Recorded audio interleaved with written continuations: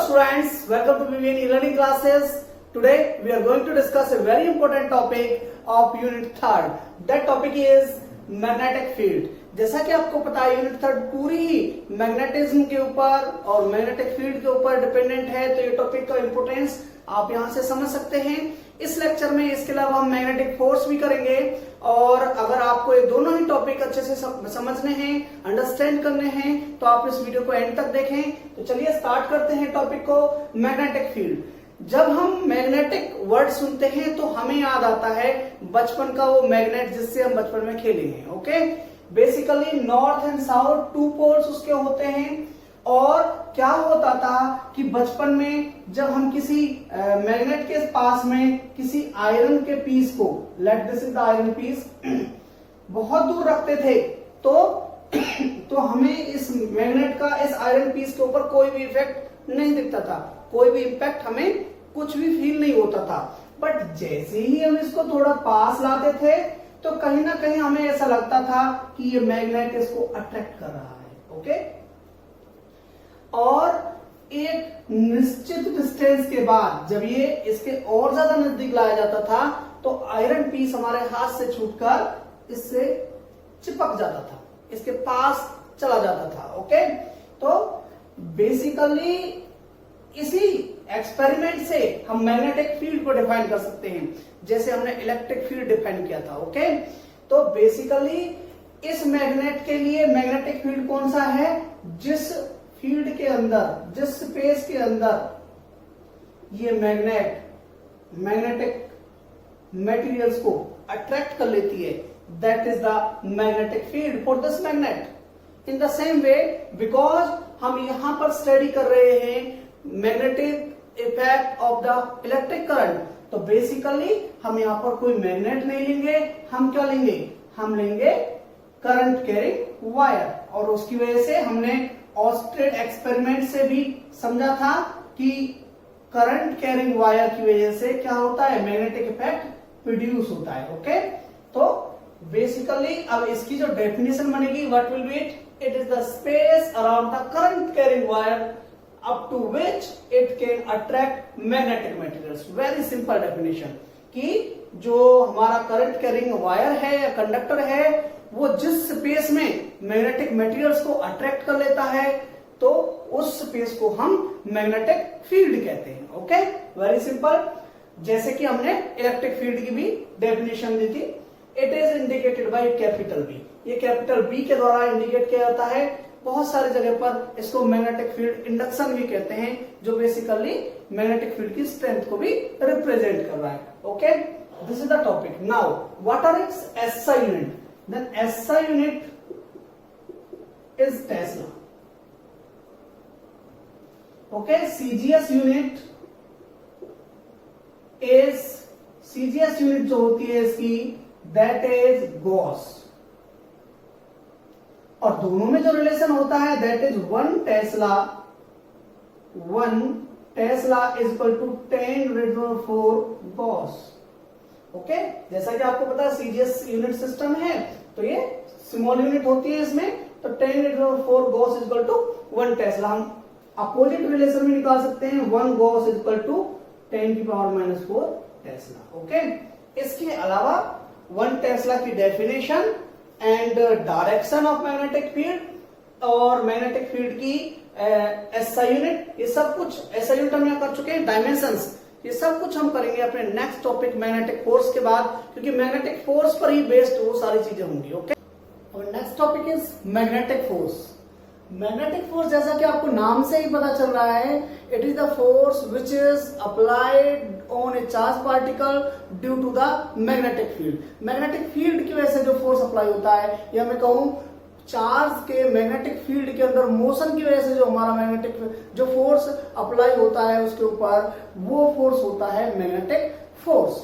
Late ये हमारा magnetic field है और एक यूनिफॉर्म मैग्नेटिक फील्ड है, बी से हम इसको इंडिकेट कर रहे हैं, और एक चार्ज क्यू इसके अंदर थ्रो किया जाता है। Late it is the charge Q, it is a charge q and this is moving in this direction with velocity v. Now a force will be applied on this charge when it is moving with v velocity in this direction. देखिए ये जो हमारी direction है velocity की, this is making A angle theta with the direction of magnetic field. ये magnetic field की direction हो गई और ये थीटा एंगल बना रही है किसके साथ, मैग्नेटिक फील्ड की डायरेक्शन के साथ। v जो है वो थीटा एंगल पर है with respect to the direction of magnetic field. Now the magnetic force F is directly proportional to Q। क्या मीनिंग है इसका कि मैग्नेटिक फोर्स उतना ही बढ़ जाएगा जितना हमारा चार्ज बढ़ेगा। ओके, जैसे जैसे हमारा चार्ज बढ़ेगा वैसे वैसे मैग्नेटिक फोर्स भी इंक्रीज होगा। ओके, सेकेंड थिंग है F is directly proportional to B।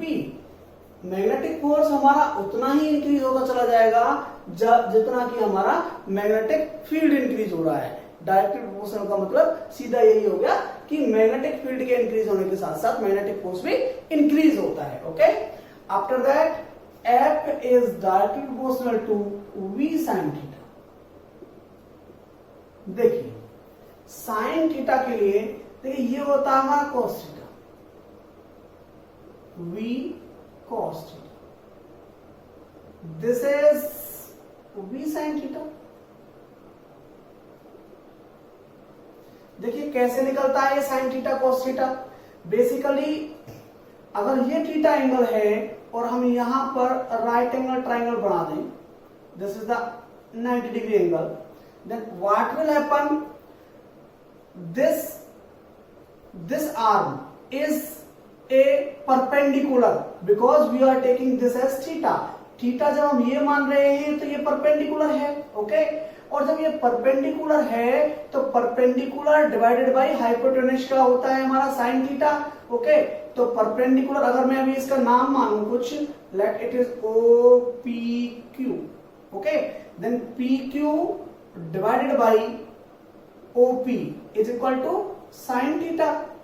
Okay, so यहां से पी क्यू, यहां से हमें फाइंड आउट करना है P Q. P Q is equal to O P sine theta. Okay, और ओपी की वैल्यू क्या है हमारी, ओपी की वैल्यू है v, so P Q is equal to v sine theta. Okay, v sine theta. तो इसका मतलब जो ये हमारा आर्म है that is v sine theta. Okay, अब यहां पे जो हमने ड्रॉ किया है ये जस्ट इसके पैरेलल है, इसके जस्ट पैरेलल है, so it is v sine theta. Okay, cos theta की बात करूं तो इस ट्राइंगल के अंदर जब हम इसको थीटा ले रहे हैं, so this is the base. Okay, और बेस जो होगा O Q divided by O P is equal to cos theta. बहुत सारे बच्चों को cos थीटा और sin थीटा लेने में प्रॉब्लम होती है, इसी वजह से मैं आपको थोड़ा सा एक्सटेंड करके बता रहा हूं। O Q is equal to O P cos theta. Okay, and O P is what, v। OQ is equal to V cos theta. ये जो हमारा है ये V cos थीटा है, मैंने V cos थीटा यहां पर लिखा है। ओके, आप सीधा सीधा भी कह सकते हो कि जो हमारा हॉरिजॉन्टल कंपोनेंट होता है वो cos थीटा से रिप्रेजेंट होता है, वर्टिकल कंपोनेंट हमारा sin थीटा से रिप्रेजेंट होता है। ओके स्टूडेंट्स, और आप एक और तरीके से कह सकते हो कि जो हमारा बेस होता है एक तरीके से वो हमारा रिप्रेजेंट होता है cos थीटा के कंपोनेंट में, और जो हमारा परपेंडिकुलर के पैरेलल में लाइन होती है, ये परपेंडिकुलर यहां ड्रॉ किया था, इसके पैरेलल में लाइन हमने यहां ड्रॉ किया है, वो हमारे रिप्रेजेंट होते हैं किससे, साइन थीटा से। ओके, इस तरीके से हमने फाइंड आउट किया, और यहां से हम ऑब्जर्व करके कह सकते हैं कि फोर्स जो मैग्नेटिक फोर्स है हमारा that is directly proportional to the vertical component of velocity. This is the vertical component of velocity. Okay, तो ये इसके डायरेक्टली प्रोपोर्शनल है। On combining all the threes we will find F is directly proportional to Q V B sine theta. Okay, proportionality sign को हटाने के लिए हमें constant use करना पड़ेगा। k is the constant, proportionality sign constant, q b v sin theta. k की value find out की गई, एक्सपेरिमेंट्स किए गए, q क्यू बी वी इन सब की थीटा वगैरह की वैल्यूज पुट अप की गई और हमने फोर्स की वैल्यू एक प्रैक्टिकली डायरेक्ट उस पर से ऑब्जर्वेशन ली और एक इनके थ्रू कैलकुलेट की। हमें पता चला कि के की वैल्यू 1 है, K is equal to 1, so F is equal to Q V B sine theta. Okay, इस तरीके से हमने मैग्नेटिक फोर्स के लिए एक्सप्रेशन फाइंड आउट कर लिया। इसको हम वेक्टर फॉर्म में भी दे सकते हैं। जैसा आप जानते हो फोर्स है हमारी वेक्टर क्वांटिटी, Q जो है that is the scalar quantity, तो इसके ऊपर वेक्टर आएगा ही नहीं। V जो वेलोसिटी है हमारी that is also the vector quantity. B magnetic field जो हमारी वेक्टर क्वांटिटी है। साइन थीटा यहां पर मल्टीप्लाई हो रहा है, सीधी बात है क्रॉस प्रोडक्ट हो रहा होगा। ओके, तो इस तरीके से हम कह सकते हैं V क्रॉस B। इस क्रॉस प्रोडक्ट का एक और मीनिंग होता है, इस तरीके से हमने वेक्टर फॉर्म में रिप्रेजेंट किया है। This is the vector form of magnetic force. और इस क्रॉस प्रोडक्ट का एक और सिग्निफिकेंस होता है, बेसिकली ये क्रॉस प्रोडक्ट हमें डायरेक्शन के बारे में बताता है, वेक्टर फॉर्म हमें डायरेक्शन के बारे में बताती है। देखिए यहां पर क्रॉस प्रोडक्ट हो रहा है, आपने 11th क्लास में क्रॉस प्रोडक्ट के बारे में सुना होगा। जो रिजल्टेंट वेक्टर होता है, जो इन क्रॉस प्रोडक्ट के बाद जो एज ए रिजल्ट आ रहा है यहां पर हमारा force, that is having a direction, that vector is having the direction which is perpendicular to V as well as the B, दोनों के ही परपेंडिकुलर होगा। ओके, तो इस तरीके से कहीं ना कहीं जो फोर्स की डायरेक्शन होगी that will be perpendicular to velocity as well as the magnetic field. एक तरीके से जो मैग्नेटिक फील्ड और वेलोसिटी जो प्लेन बना रहे होंगे उस प्लेन के ही परपेंडिकुलर डायरेक्शन होगी किसकी, मैग्नेटिक फोर्स की। इसको फ्लेमिंग्स लेफ्ट हैंड रूल से हम फाइंड आउट करते हैं। ओके स्टूडेंट्स, अब हम करेंगे कुछ इसके स्पेशल केसेस, उसके बाद हम डायरेक्शन ऑफ मैग्नेटिक फोर्स भी डिस्कस करेंगे। तो सबसे case 1, when V is along B, और मैं इसको कह सकता हूं जैसा कि मैंने अपने नोट्स में भी लिखा है, उन नोट्स को आप डिस्क्रिप्शन में दिए गए लिंक से डाउनलोड कर सकते हैं।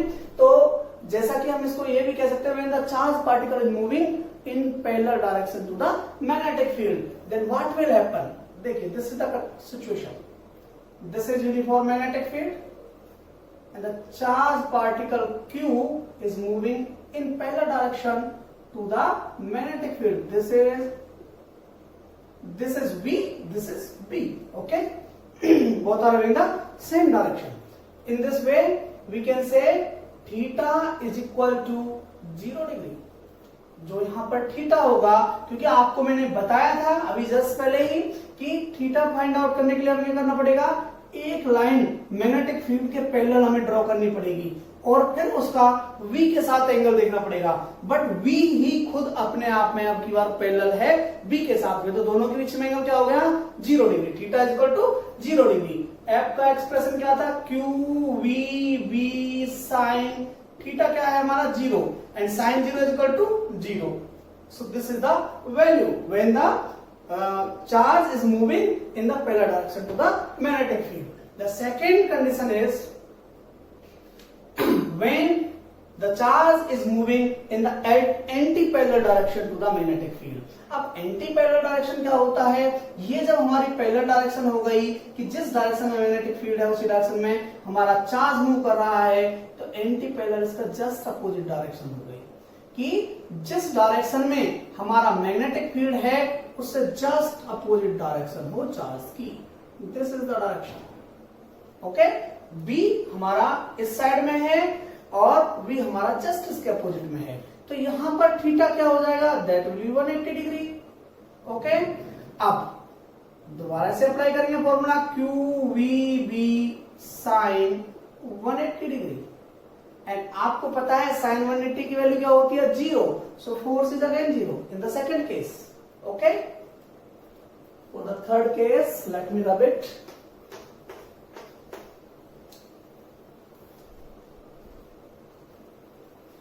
बहुत ही जल्दी अच्छे से आपको कंसेप्ट समझ में आएगा। The third point or the third case is when the charged particle is moving perpendicular to the magnetic field. Perpendicular का केस हमें लेना है। देखिए this is the charged particle and this is moving perpendicular to the magnetic field. Let this is the direction of magnetic field.